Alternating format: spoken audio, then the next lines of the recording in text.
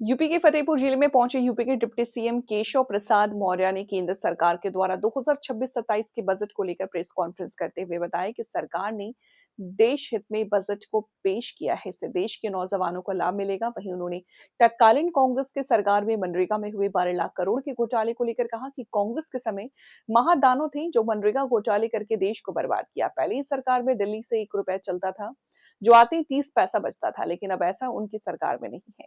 उन्होंने प्रदेश में कानून व्यवस्था को लेकर कहा कि अगर कोई अपराध करता है तो उसके खिलाफ कार्रवाई की जा रही है।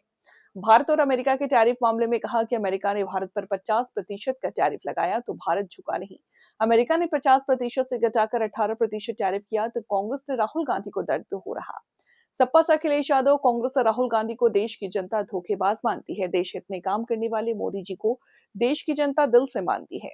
उन्होंने 2027 के चुनाव में 325 सीट ला करके एक बार फिर से उत्तर प्रदेश में सरकार बनाने का दावा किया, जबकि विपक्ष पर तंज कसते हुए कहा विपक्ष पूरी तरह से हताश है।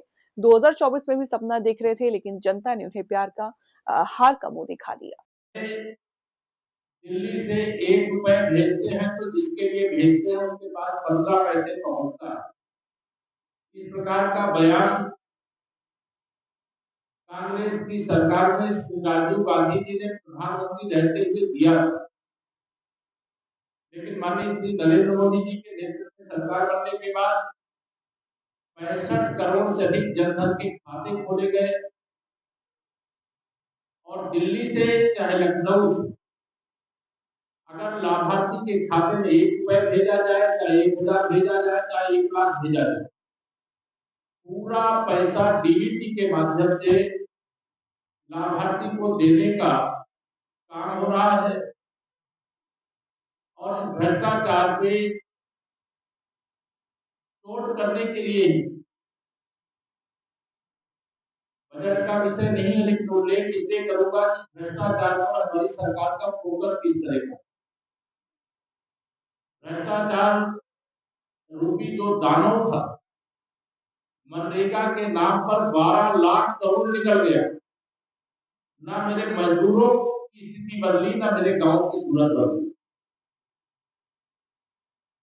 अब उसकी जगह विकसित भारत जी राम जी अधिनियम आ गया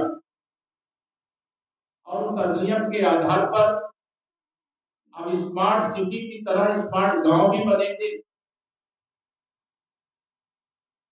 भ्रष्टाचार मुक्त भारत ही भ्रष्टाचार मुक्त उत्तर प्रदेश, भ्रष्टाचार मुक्त फतेहपुर, ये हमारी बड़ी उपलब्धि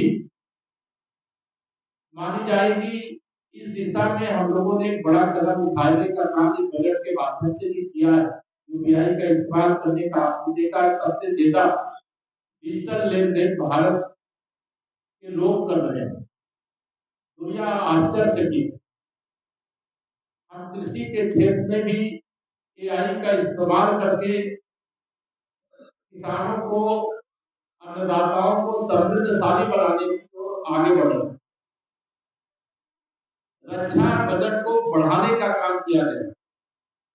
अगर हम आज विश्व की चौथी बड़ी अर्थव्यवस्था है तो हम दुनिया की सामरिक दृष्टि से महाशक्ति बनकर के तैयार हो।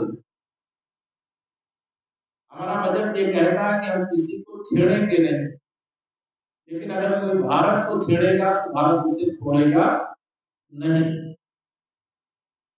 इस बजट में इंफ्रा को लेकर आज जब मैं फतेहपुर आ रहा था